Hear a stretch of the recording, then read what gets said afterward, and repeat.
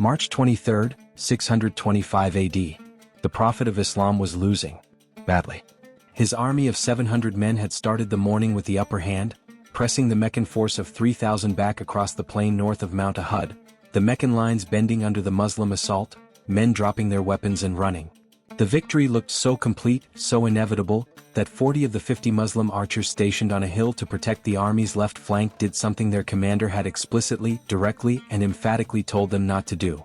They left their positions. They wanted their share of the spoils before everything was taken. What happened in the next 20 minutes changed the course of early Islamic history. A cavalry commander on the Meccan right flank had been watching, waiting. Not because he had been ordered to wait, but because he understood, with the instinctive tactical intelligence of a man who had been born and trained for exactly this kind of moment, that the battle was not over yet. His name was Khalid ibn al-Walid. He was 30 years old. He had never commanded a battle before. He saw the gap the archers had left. He turned his cavalry. He went around the hill. And he hit the Muslim rear from a direction nobody was watching. The battle that had been a Muslim victory became a catastrophe in minutes. The Prophet himself was wounded, a stone gash on his forehead, blood running into his beard, rumors spreading through the battlefield that he was dead. Hamza, his uncle and one of his greatest warriors, was killed. 70 Muslims died. The man who did that to the Prophet of Islam, the man who came within minutes of ending Islam as a political force before it had fully begun, would, 3 years later, become the most important military commander in the history of that same faith. This is the story of how that happened. And it starts not with religion or politics or conversion. It starts with a boy in the desert learning to ride.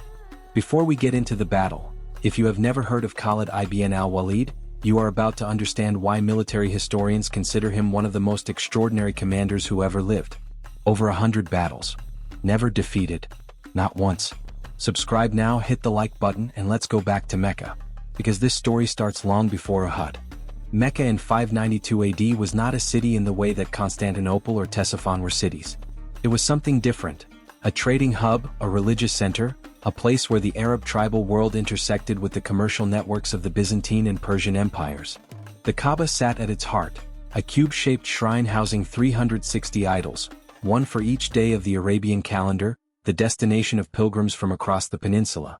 The economic life of Mecca depended on those pilgrims. The political life of Mecca depended on managing the relationships between the dozens of tribes that used the city as neutral ground. The Quraysh, Mecca's dominant tribe, managed all of it. And within the Quraysh, 3 clans held the most power. The Banu Hashim, who were the keepers of the Kaaba, and the clan of a merchant's son named Muhammad ibn Abdullah, who had not yet received any revelations and was still 22 years old. The Banu Abd al-Dar, who held the standard in battle and the keys to the Kaaba. And the Banu Makhzum. The Banu Makhzum had one responsibility above all others within the Quraysh confederation. They were Mecca's military clan. The clan that produced the commanders, trained the cavalry, organized the defense and the offense.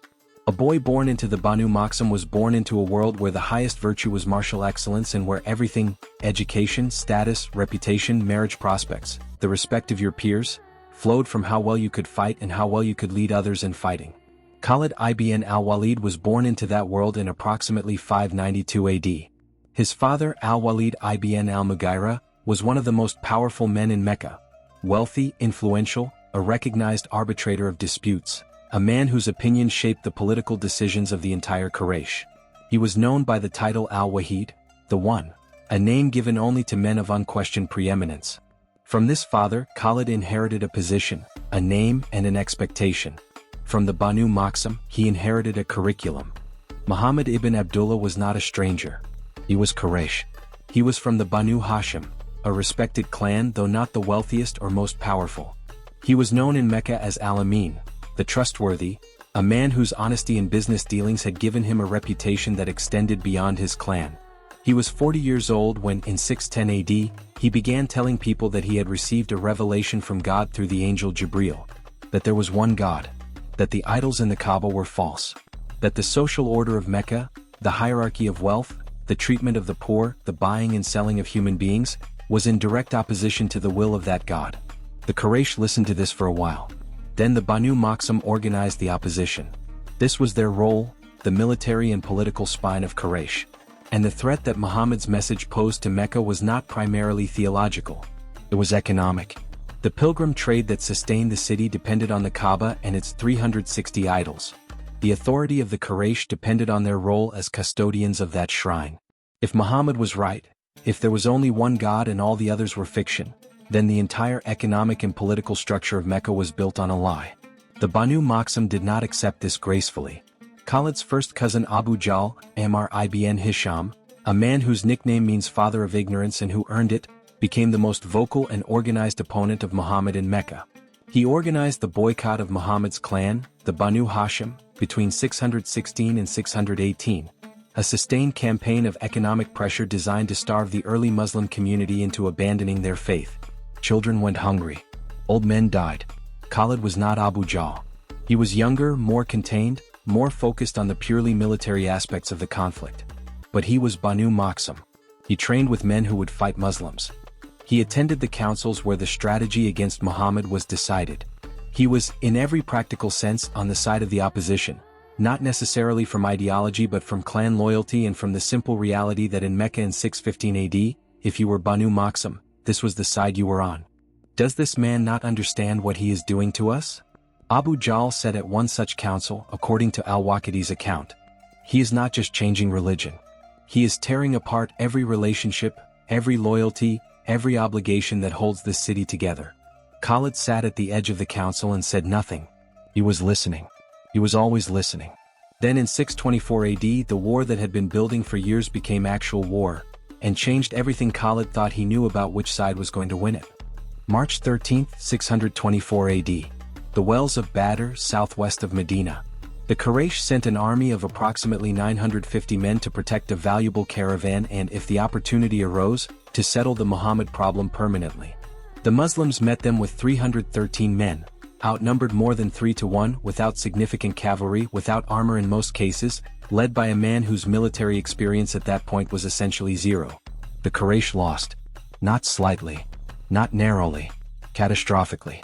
70 Meccan warriors killed, including Abu Jahl. 70 more taken prisoner. The leaders of Quraysh's most powerful families lay dead in a pit at Badr, covered with sand because Muhammad ordered them buried quickly rather than left for scavengers. Among the 25 paternal cousins Khalid lost that day was Abu Jahl. Al-Tabari records that when the news reached Mecca, the city went silent before it went loud. The silence was disbelief. Nothing like this was supposed to be possible. The Quraysh had numbers, equipment, cavalry, experience. The Muslims had faith and a commander who, it turned out, had a gift for positioning that nobody had anticipated. Khalid received the news of Badr in Mecca. He said nothing publicly. But something shifted in him at that moment. The shift that happens in a military mind when it confronts a result that the numbers said was impossible. He began asking the question that would define the next year of his life. How did this happen? He studied it. He talked to the men who had survived. He walked the terrain, according to some accounts, or at minimum reviewed every detail of the engagement he could collect. And what he found was not that the Muslims were better fighters, man for man. What he found was that Muhammad had understood the ground, understood the psychology of the engagement, and made decisions that the Quraysh commanders, confident in their numbers, had not thought necessary to match with equivalent care. He filed that understanding away. A year later, at a mountain north of Medina, he used it. March 23, 625 AD. Abu Sufyan ibn Harb, the new political leader of Mecca after Abu Jahl's death, a subtler and more calculating man than his predecessor, assembled 3,000 soldiers and marched on Medina. The stated purpose was vengeance for Badr. The actual purpose was to destroy the Muslim community before it became something impossible to destroy. Muhammad had approximately 1,000 men available. He made a decision that was debated among his commanders, to march out and meet the Meccan army at the foot of Mount Uhud rather than defend Medina directly. The arguments for and against were real on both sides. He chose the field. His disposition was careful. He placed his main force in the valley between Uhud and the adjacent smaller mountain of Ainain. On a hill, later called the Hill of the Archers, he stationed 50 archers under Abdullah ibn Jubair with a single absolute order: do not leave this position. Do not leave it if we are winning. Do not leave it if we are losing. Do not leave it unless I personally order you to. If you see us prevailing and collecting spoils, Muhammad told Ibn Jubair according to al-Waqidi, do not leave your positions. If you see us being defeated and birds eating from our flesh, do not leave your positions unless I send for you. Ibn Jubair understood. His archers understood. On the Meccan right flank, Khalid ibn al-Walid had 200 cavalry.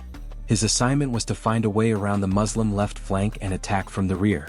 The archers on the hill were positioned specifically to prevent him from doing this. They covered the gap between the Muslim army and the base of Mount Uhud. The battle began. The Muslim infantry advanced and performed exactly as they had at Badr: disciplined, aggressive, coherent. The Meccan line bent. Then it began to break. Then Meccan soldiers were running and the Muslim fighters were pursuing, and the battlefield had transformed from an organized engagement into a rout. On the hill of the archers, 40 of the 50 men saw the Meccan camp being overrun and made their calculation. "The battle is over," one of them said. "Let us get our share of the spoils." "No," said Ibn Jubair. "The Prophet gave us our orders. The battle is finished. The order was for battle, there is no battle now." Ibn Jubair stood his ground. 10 men stayed with him. 40 left. Khalid saw them leave. He had been waiting for exactly this. Waiting with the patience that separated a cavalry commander from a cavalry rider. The patience of someone who understood that a battle is not over until it is completely over and that the moment of apparent victory is the moment of maximum vulnerability. He turned his 200 horses. He went around the hill, the same hill that was now defended by 10 archers instead of 50. He hit the Muslim rear. The 10 archers who had stayed at their posts died. The Muslim army, which had been advancing in pursuit of a broken Meccan force, suddenly had enemies in front of them and enemies behind them. The Meccan infantry, which had been fleeing, stopped and turned when they heard the cavalry hit the Muslim rear. What had been a pursuit became a slaughter. Khalid drove his cavalry through the Muslim rear with everything he had. He was everywhere on that battlefield. Al-Waqidi records that he personally killed multiple men, that he broke through the Muslim lines at multiple points, that he fought with the particular intensity of someone who has been waiting for his moment and knows it has arrived. He broke 9 swords that day according to the traditions that record the battle in detail. 9. The Prophet was hit by stones. His lip was cut. His tooth was broken.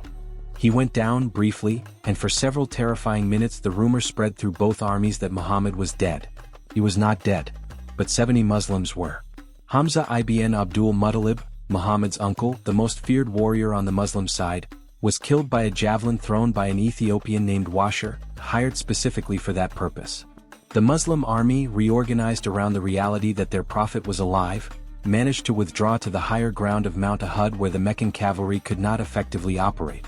Abu Sufyan chose not to pursue. He had what he came for: the vengeance of Badr, the psychological reversal of the narrative that the Muslims had seemed unstoppable. He called his army back. The battle was over. Khalid ibn al-Walid had won the only battle that the Prophet of Islam ever lost. He rode off the field, covered in the blood of men he had just killed, with the particular expression that al-Waqidi describes in language that has been translated differently across centuries, something between satisfaction and hunger. As if one battle had answered a question he had been asking since Badr and raised a dozen more that he was already beginning to think about. "I have learned something today," he said to one of his commanders as they withdrew, according to a tradition recorded by al-Tabari. "I have learned that these men fight differently when they think their prophet is watching them." The officer looked at him. "What do you intend to do with that knowledge?" Khalid said nothing for a moment. "I don't know yet," he said. "But I will." Khalid just won the most important battle of his life against Islam. He humiliated the Prophet of Islam on a battlefield that should have been a Muslim victory. He proved himself as the most dangerous military mind in Arabia. And in 4 years, he will be sitting at the feet of the man he just tried to kill, asking to be accepted as a Muslim. If you want to understand how that happened, subscribe, like the video, and stay with me. Because the story of how Khalid ibn al-Walid changed sides is one of the strangest and most consequential decisions in the history of the medieval world. The 4 years between Uhud and Khalid's conversion were not years of quiet. 625 AD to 629 AD in Arabia was a period of continuous, escalating conflict between Mecca and Medina. The Battle of the Trench in 627 AD, where Muhammad's forces dug a defensive ditch around Medina that the Meccan Confederate army of 10,000 men could not cross, ended in a strategic Muslim victory without significant combat.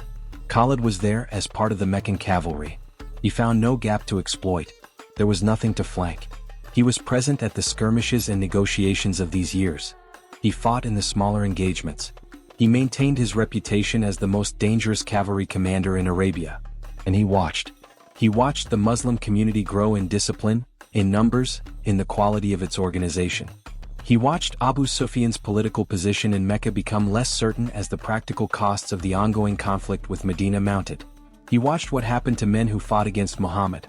Some died at Badr, some died at Uhud on the Muslim side, some converted, some fled, and none of them seemed to find the definitive victory that would end the conflict and return Mecca to the certainty it had had before 610 AD. He also watched his brother. Walid ibn al-Walid had been captured at Badr and later ransomed. Back in Mecca, something had happened to him, something that Khalid observed with the mixture of incomprehension and fascination that a man feels when someone he knows completely does something entirely unexpected. Walid converted to Islam, went back to Medina, became a Muslim, and sent his brother a letter. The letter, preserved in fragments by al-Waqidi and referenced by al-Tabari, was direct. It told Khalid that a man of his intelligence had no excuse for not seeing what was plainly visible, that the direction of events was clear, that Muhammad was not going away, that the question of whether to fight him or join him had an obvious answer if examined honestly. It also said something more personal, that it was painful for Walid to see his brother on the wrong side of something this significant. Khalid read the letter. He put it down. He picked it up again. He had been thinking for months, possibly years, about a question he had never asked anyone else. A question that the letter from his brother had now made impossible to avoid. Was he fighting for Mecca? Or was he fighting against something he had never actually examined closely enough?